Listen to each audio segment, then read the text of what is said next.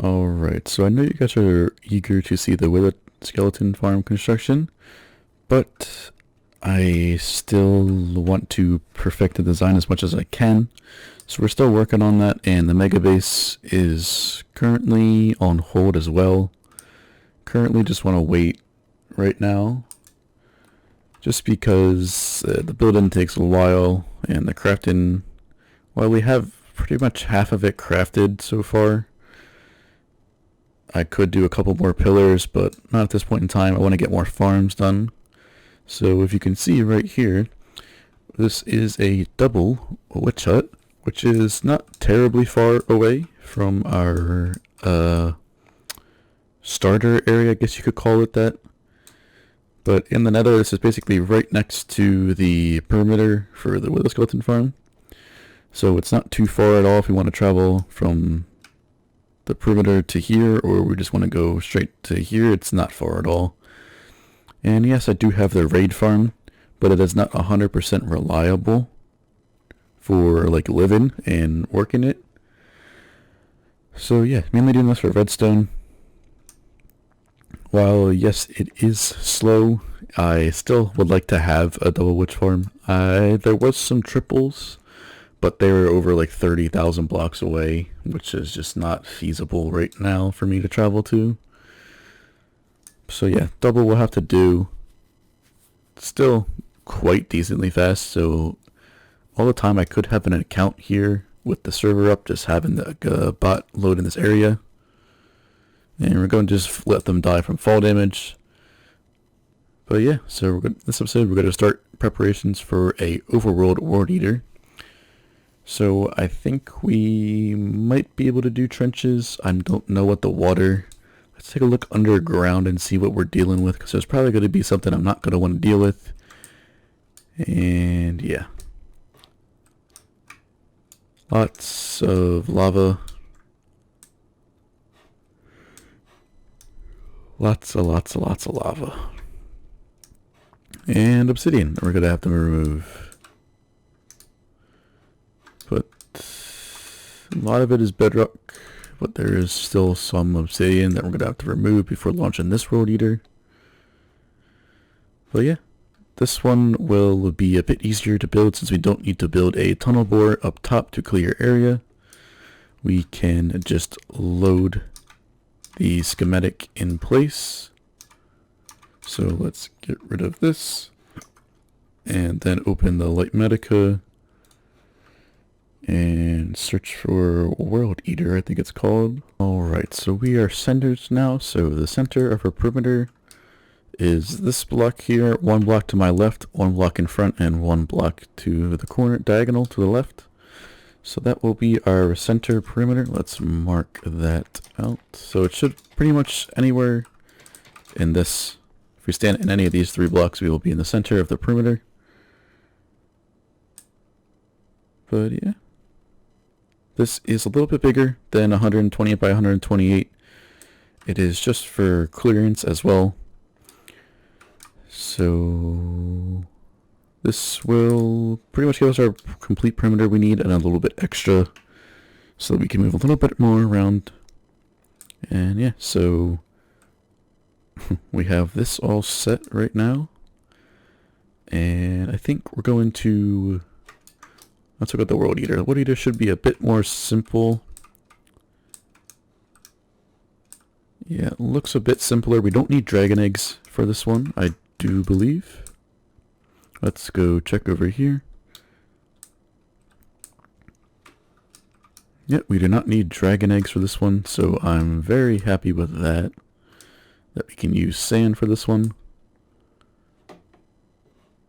But yeah, that's great news. This should be a little bit simpler to build. You can see it's the same sweeper design. And this, so pretty much I already had experience with building this bottom part here. As well as that bottom part. We've built the same thing basically in the nether. It's just the top part's a bit different. And yeah, that's all there is to it. It's a little bit higher. That's nothing because it's just a few slime blocks. But yeah, so perimeters are going to become a normal around here. So I'm not going to, I guess, show the complete progress updates for future perimeters.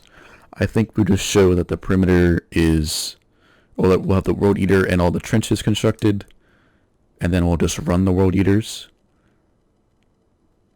But yeah, so we'll have to see. Hopefully in this episode we get the trenches completely done, as well as the World Eater completely built up, and then we can run it in the next episode after that. So that's my plan. We'll see how far we get, since the trenches will be a bit of an issue. I'm not entirely sure how we're going to do with these. This one's right over a ravine. So I think we're going to, as much as I like having the smooth outside walls being perfectly flat, I think we're just going to have to just bomb them out.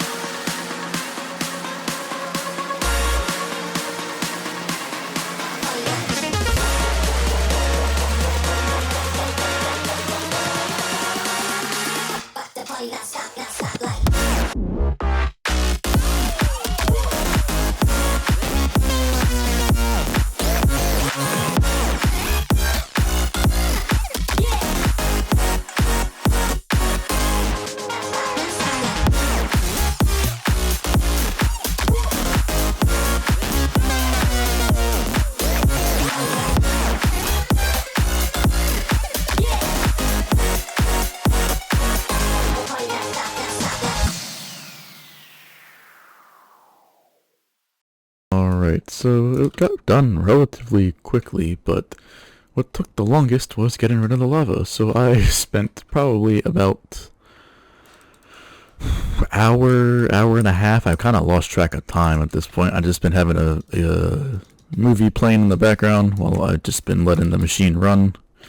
And as you can see, it's got to a really good height, but it's one block too high. So to line up this one block ourselves, you can see just how smooth it is. That's because of the height of the TNT is dropping. So it being one block too high causes us to be one block too high above the bedrock. So we now have to destroy this whole floor here. But that's not an issue at all. That's quite minimal compared to the whole rest of the landscape, as you can see. Yeah, this took about 15-30 minutes to get all the way down to basically bedrock. But the lava clearing was the most annoying part, like it was in the nether. So yeah, we got 1/4 of the trenches done. Now on to the other side. We'll probably get this other one done. So yeah, we'll probably get this other trench done, and then we'll work on the two side ones. So you can probably do the two sides one at the same time, just because they're a lot smaller. They'll probably be about the same size as this one. Both of them combined, so we will see. Now time to just disassemble this one and start the other one on the opposite side of the perimeter. Alright, number 2 is good to go. We're going to launch it in a second, but first we got to get rid of get the walls up. So we got to pretty much, I think it's out to like right here I had it, the walls. So that's a little bit of water. Only main part is over here. That's the hardest one. Make sure I don't want to punch anything. So yeah, back here is the hardest one. That's the most water, but yeah, it's not too bad compared to this side over here, which is pretty much all water. But yeah, this is completely done. We did spend a little bit more time after the time lapse to get rid of that lava, so we turned the machine off so we weren't getting bombarded with TNT. And yeah, I'm not too worried about this lava. I've already spent way too long trying to get rid of all of it. So at this point in time, do not care how messy it looks, just because I really can't be bothered with any more liquids. And then these zombies just come out of nowhere in the middle of the day. But yeah, so this is basically done. I'll get rid of this floor, but the walls will stay. They'll be destroyed. They'll be destroyed with the World Eater, so I'm not too worried. But the ones that are beneath the bedrock, we kind of have to deal with. We're going to do that anyway, so we might as well try to get those. But those ones will get rid of in the World Eater being sent. But yeah, I'm done with this side, so we have basically 2 sides out of the 4 done, which I would call a success. And then we got the 2 side ones, and this one we're pretty much ready to build the World Eater. So let's get back to it. Alright, we just finished the last 2 sides. So this one over here is now done. All the way down. I did stop at I did do the 1 height, or 1 block too high again, but that's not an issue. These sides over here don't need to go to bedrock. It's not that big of a deal, but this side we're going to have to dig out 1 layer, which isn't too bad compared to what has been bombed out already. And yeah, this side over here is also done. Again, is 1 higher than bedrock, but it doesn't matter because the flying machine won't touch over here, so we're not too worried about it. But yeah, we're already ready to build the World Eater. And I've only been working on this for a little bit less than a day, so total hours probably about 12 hours, but a day in real life. But yeah, that's quite ridiculous compared to what I did, or how long it took to get the World Eater constructed for another World Eater. So definitely going to be using these things in the future again. They are really quite simple, and they work quite well.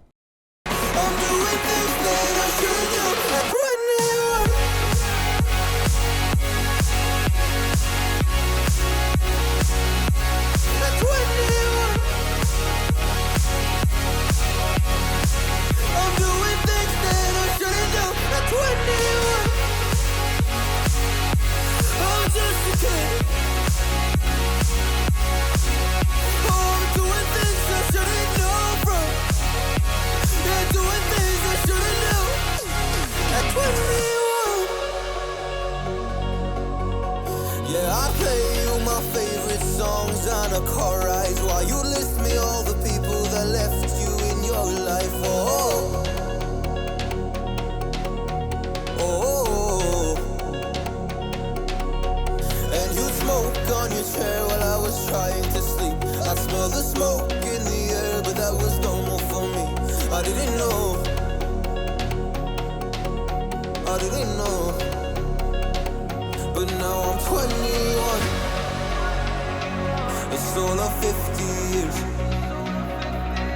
And now that you are gone, I'm doing things that I shouldn't know from. I'm doing things that I shouldn't do. at 21. Feels like I'm 50s. And now that you are gone, I'm doing things that I shouldn't go for.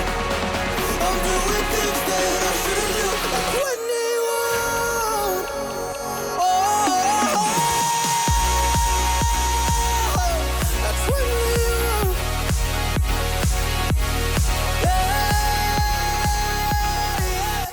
I'm 21. Oh, just a kid. Alright, so one half of the world here is completely done. This one was much easier to build than the compact one. Just because of the, it's not, this area up here usually is more compact with the compact one for the optimized nether. So there's 22 blocks to work with, so everything has to be compacted as much as possible to give you the least clearance needed for this thing. So yeah, this was about an hour and a half, maybe 2 hours maximum just for this side, and we got the easy side over here left to do. So this top part will not take long at all, I believe, but let's go all the way down. So yeah, this bottom part over here is pretty much the same as over there, just we don't need the bottom part right here. We just need this top part right there with the terracotta. So yep, that's all we need there. And then the connection, which is the instant wire all the way up. So yeah, we should be ready to launch this within a few more hours of building this thing. Gotta make sure for this one though, we gotta get rid of all of the obsidian and some spots where there would be obsidian generated in the farm or in the run-in of the world eater, so we don't run into as little issues as possible. But yeah, looking forward to how quick this has been. So yeah, like I said, we're probably at maximum 14 hours in total on this project. And I'm hoping to get this done in under 24 hours total working. So if we can finish this perimeter within 24 hours of playtime, I think that'll be my new record for a perimeter. That's completely all the way done. So that would be cool.